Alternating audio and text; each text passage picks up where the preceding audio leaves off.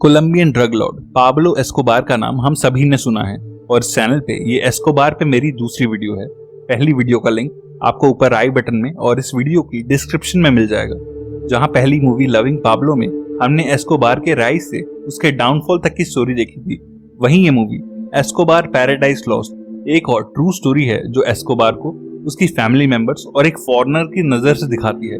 साथ ही हमें Pablo Escobar की इनसिक्योरिटीज और अपने डर के एम्पायर को बनाए रखने का लालच भी इस मूवी में साफ दिखाई देता है। तो चलिए चलते हैं सीधा अपनी आज की स्टोरी की तरफ और फिर से मेरी रिक्वेस्ट आपसे कि इस चैनल को सब्सक्राइब करके ही इस वीडियो में आगे बढ़िएगा। तो इस कहानी की शुरुआत में हम एक यंग लड़के निक को देखते हैं जो एक सर्फर है और अपने बड़े भाई के साथ साल 1982 में कोलंबिया के बीचेस को एक्सप्लोर कर रहा है। ये दोनों भाई कनाडा से यहाँ आए हैं और इनका बीच पे सर्फर्स के लिए एक बीच हाउस बनाने का प्लान है। अपने बीच हाउस के पास निक की मुलाकात मारिया से होती है और जल्द ही दोनों को एक दूसरे से प्यार हो जाता है। कुछ ही टाइम में निक को पता चलता है कि मारिया पाब्लो एस्कोबार की भांजी है। निक ने पाब्लो के बारे में पहले भी न्यूज में सुना होता है और कोलंबिया के लोग उसे एक ड्रग ट्रैफिकर होने के बाद भी भगवान मानते हैं, क्योंकि वो बेहद चैरिटी करता है और जल्द ही इलेक्शन में खड़ा होकर अब एक मिनिस्टर भी बनने वाला है। एक दिन रोलैंडो ब्रदर्स नाम के कुछ लोकल कोलंबियन गुंडे अंडर कंस्ट्रक्शन बीच हाउस को तोड़ने लगते हैं और निक के भाई, उसकी वाइफ और वहां मौजूद सभी फॉरेनर्स को डराते हैं और उन्हें बीच पे कोई भी कंस्ट्रक्शन करने से पहले पे करने को बोलते हैं। निक का भाई उन गुंडों की धमकियों को सीरियसली नहीं लेता और निक भी कभी इस सब का जिक्र मारिया से नहीं करता। मारिया पाब्लो को निक के बारे में बताती है और पाब्लो उसे मारिया के साथ अपने हैसिएंडा नाम के पैलेस पे इनवाइट करता है। निक वहां जाने के लिए एक कोट खरीदने शहर के एक स्टोर में जाता है।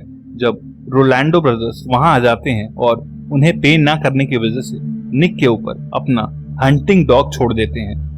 वो डॉग निक के हाथ को बुरी तरह जख्मी कर देता है, पर निक अपने जख्म को ओवरलुक करके मारिया के साथ पाब्लो एस्कोबार के बर्थडे पे उसके हैसिएंडा नाम के पैलेस में आता है, जिन्हें वहां एक हेलीकॉप्टर से लाया जाता है। मारिया वहां निक को अपने सभी रिलेटिव से मिलाती है और पाब्लो भी निक से मिलकर खुश होता है। पाब्लो की पार्टी में डिनर टेबल की कटलरी भी गोल्ड की होती है और निक एस्कोबार की बेशुमार दौलत देख के बेहद इंप्रेस होता है। पार्टी के बाद रात को पाब्लो निक के रूम में आता है और थोड़े इंट्रोडक्शन के बाद उससे पूछता है कि क्या वो मारिया के साथ सीरियस है, क्योंकि मारिया उसके लिए बेटी की तरह है। निक उसे यकीन दिलाता है कि वो और मारिया अपने रिलेशनशिप को लेके बेहद सीरियस हैं और तभी पाब्लो उससे उसके हाथ के जख्म के बारे में पूछता है। निक उसे कैजुअली उन लोगों और उनके अटैक डॉग के बारे में बता देता है और पाब्लो स्माइल करता हुआ एक पेन से अपने हाथ पे उनका नाम लिख लेता है और निक को अपना और मारिया का ध्यान रखने के लिए कह के वहां से चला जाता है। अगले ही हफ्ते एस्कोबार के एक फार्म हाउस पे उसके और उसकी पूरी फैमिली की प्रेजेंस में निक और मारिया की एंगेजमेंट हो जाती है। निक बेहद खुश होता है और उसका भाई और भाभी इस एंगेजमेंट से खुश नहीं होते। निक का भाई उसे बताता है कि रोलैंडो ब्रदर्स नाम के उन गुंडों को एस्कोबार के लोगों ने कुछ दिन पहले उल्टा लटका के जिंदा जला दिया है और पाब्लो एस्कोबार कोई आम ड्रग ट्रैफिकर नहीं बल्कि वर्ल्ड का इनफेमस ड्रग लॉर्ड है, जिसकी फैमिली से कोई भी रिश्ता रखना बेहद खतरनाक हो सकता है। निक बेहद डर जाता है, पर क्योंकि वो और मारिया अपनी एंगेजमेंट के बाद से ही पाब्लो के पैलेस में रह रहे होते हैं, इसलिए उसकी कभी पाब्लो से कुछ पूछने की हिम्मत नहीं होती। एस्कोबार निक को जॉब देता है और अपने पैलेस की मेंटेनेंस का काम उसे सौंप देता है। अब निक को पाब्लो के बच्चों से लेके उसके सभी आदमी और रिलेटिव्स भी जानने लगते हैं। एक दिन जब निक घोड़ों के रैंच में पाब्लो के बेटे के लिए एक घोड़ा लेने जाता है, तब उसे पाब्लो का एक खास आदमी ड्रैगो खून साफ करता मिलता है और निक को उसके ठीक पीछे एक आदमी की आधी कटी हुई बॉडी भी दिखती है। निक उनके सामने बेहद कैजुअली एक्ट करता है, पर अंदर तक कांप जाता है और ड्रैगो उसके पास आके उससे बात करता है और उसे मारिया से एंगेजमेंट की बधाई देता है और साथ ही एस्कोबार को बता देता है कि निक ने शायद वहां डेड बॉडी देख ली है। पाब्लो निक को मिलने के लिए बुलाता है और उसे समझाता है कि निक अब उनकी फैमिली का हिस्सा है और उससे ये भी कहता है कि हमारी फैमिली की ग्रोथ और पैसों से कई लोग जलते हैं, इसीलिए पाब्लो को उन्हें प्रोटेक्ट करने के लिए कई लोगों को रास्ते से हटाना पड़ता है। मर्डर और टॉर्चर की ये बातें इतनी कैजुअली सुन के निक घबराने लगता है और उसे रात को नींद आना भी बंद हो जाती है। निक का ये अनकंफर्ट मारिया भी नोटिस करती है, पर जब निक वापस अपने भाई के पास बीच हाउस पे जाने के लिए कहता है तब मारिया मना कर देती है और कहती है कि ये सब उसकी फैमिली है और उसके अंकल कोई बुरे आदमी नहीं है। साथ ही वो निक को रिमाइंड कराती है कि यहाँ सभी निक को पसंद करते हैं और निक को भी लगता है कि शायद वो कुछ ज्यादा ही सोच रहा है। पाब्लो के इलेक्शन जीतने के बाद वो एक मिनिस्टर बनके कोलंबियन पार्लियामेंट जाता है, पर मिनिस्टर ऑफ जस्टिस उस पे मर्डर और ड्रग ट्रेड के पैसों से इलेक्शन जीतने का एलिगेशन लगाता है और एस्कोबार सरकार को दिखाने के लिए अपना पैलेस खाली करके सभी वैल्यूएबल आइटम्स मेडलिन शहर भेजने लगता है। इस बढ़ते स्कैंडल के बीच में वो निक को मारिया के साथ कुछ दिन अपने भाई के पास बीच हाउस पे जाने के लिए कहता है और निक वैसा ही करता है। निक का भाई निक के पास एक पिस्टल देख के शॉक होता है और कहता है कि तू अब इनके जैसा हो गया है, और तभी वो लोग रेडियो पे सुनते हैं कि पाब्लो एस्कोबार ने मिनिस्टर ऑफ जस्टिस को मरवा दिया है और एक्स्ट्राडिशन ट्रीटी को रोकने के लिए कोलंबियन गवर्नमेंट के खिलाफ जंग छेड़ दी है। एस्कोबार के पूरे कोलंबिया में कई सेफ हाउसेस होते हैं और निक और मारिया को भी उनमें से एक सेफ हाउस में रहने को कहा जाता है। वो दोनों रोज टीवी पे देखते हैं कि कैसे पाब्लो कोलंबियन गवर्नमेंट से अपनी शर्तें मनवाने के लिए प्लेन्स और मार्केट में बॉम्बिंग्स करवा रहा है, और अब तो अमेरिकन गवर्नमेंट भी उसे ढूंढने में इन्वॉल्व हो गई है। और तब मारिया को समझ आता है कि उसका अंकल एस्कोबार कितना खतरनाक आदमी है। पाब्लो कोलंबियन और अमेरिकन अथॉरिटी से भाग रहा होता है और अपना हुलिया और रहने की जगह हर हफ्ते बदल रहा होता है, और कई बार वो अपने ट्रस्टेड आदमियों के साथ निक और मारिया के घर पे भी रुकता है, और अब निक और मारिया भी अपने इस फ्रेंडली रिश्तेदार से डरने लगते हैं। कोलंबियन गवर्नमेंट ने अभी भी पाब्लो की शर्तें नहीं मानी होती और पाब्लो अब एक टेररिस्ट की तरह अपने ही देश के लोगों का खून बहाने लगता है और छुपने के लिए कोलंबिया के जंगलों में भाग जाता है।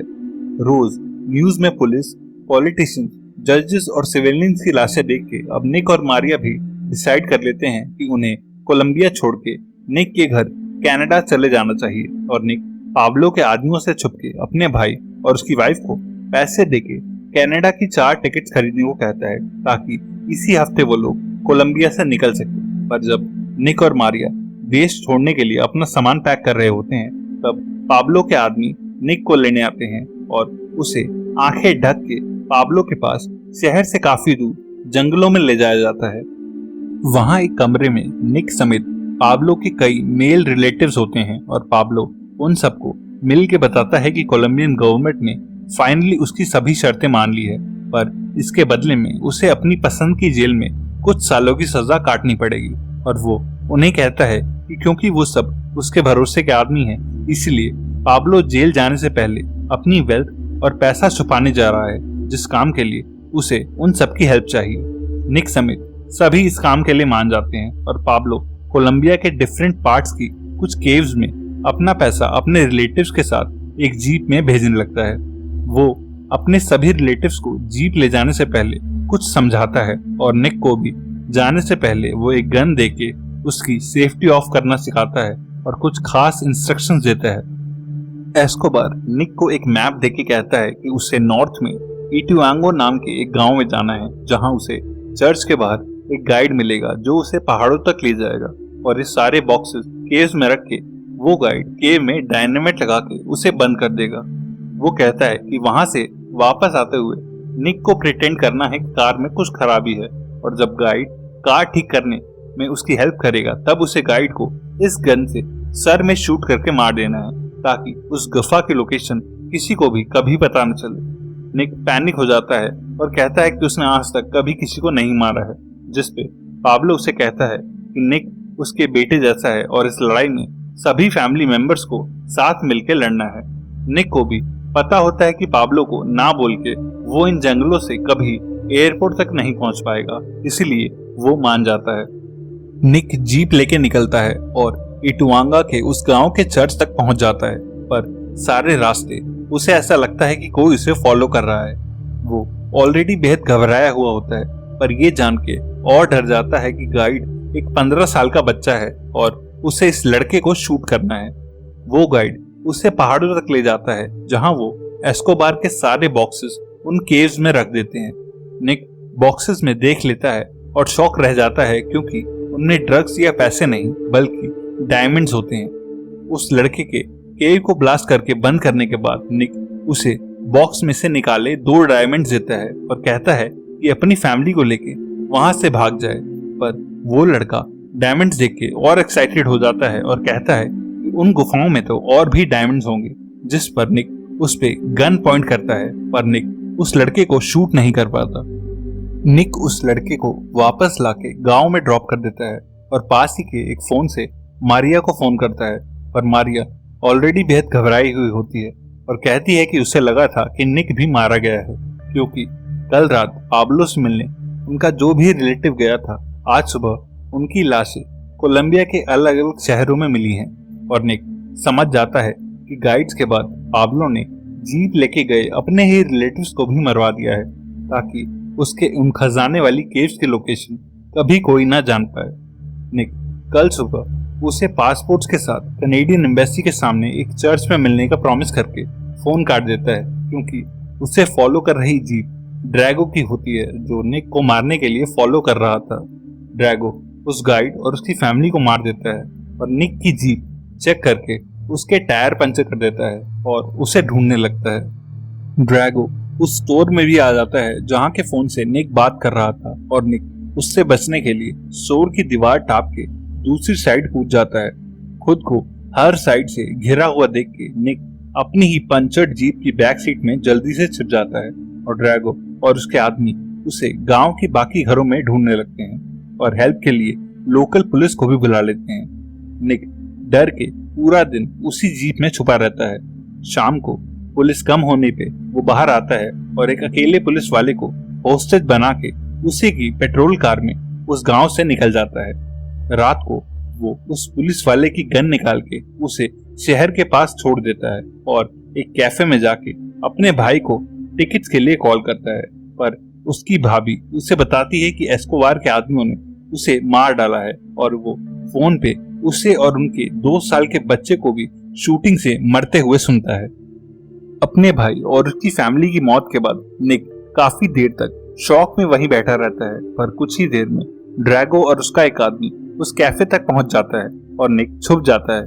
पर इस बार वो पाब्लो की दी हुई और उस पुलिस वाले से छीनी हुई दोनों गन्स की सेफ्टी ऑफ करके ड्रैगो के आदमी को मार डालता है और ड्रैगो को भी कैफे में जाके खत्म कर देता है। पर इस शूटआउट में उसे भी एक गोली लग जाती है और वो जख्मी हालत में ही रात भर ड्राइव करके सुबह तक कैनेडियन एम्बेसी के बाहर उस चर्च तक पहुंच जाता है, जहां कुछ देर बाद मारिया भी आती है। मारिया निक को देख के बेहद खुश होती है, पर निक का गन शॉट वुंड देख के वो रोने लगती है और उसकी मदद के लिए बाहर जाके कैनेडियन एम्बेसी के सामने चिल्लाने लगती है। पर अनफॉर्चुनेटली मारिया को फॉलो कर रहे एस्कोबार के लोग उन दोनों तक पहुंच जाते हैं। मूवी के एंड में हम देखते हैं कि साल 1991 के जून महीने में पाब्लो बिना किसी रिग्रेट के अपने हजारों सपोर्टर्स और मीडिया के सामने सरेंडर करके अपनी ही डिजाइन करी हुई जेल में चला गया और सेम डे निक ने उसी चर्च में भगवान के सामने दम तोड़ दिया। मारिया उसी दिन कैनेडियन एम्बेसी के सामने से गायब हो गई और फिर कभी किसी को नहीं मिली। पाब्लो एस्कोबार के जेल जाने के बाद से एंड तक की स्टोरी भी अगर आप जानना चाहते हैं तो डिस्क्रिप्शन में दी गई लिंक या अपने लेफ्ट में दिख रही वीडियो पे क्लिक करना। तब तक के लिए stay safe and bye bye.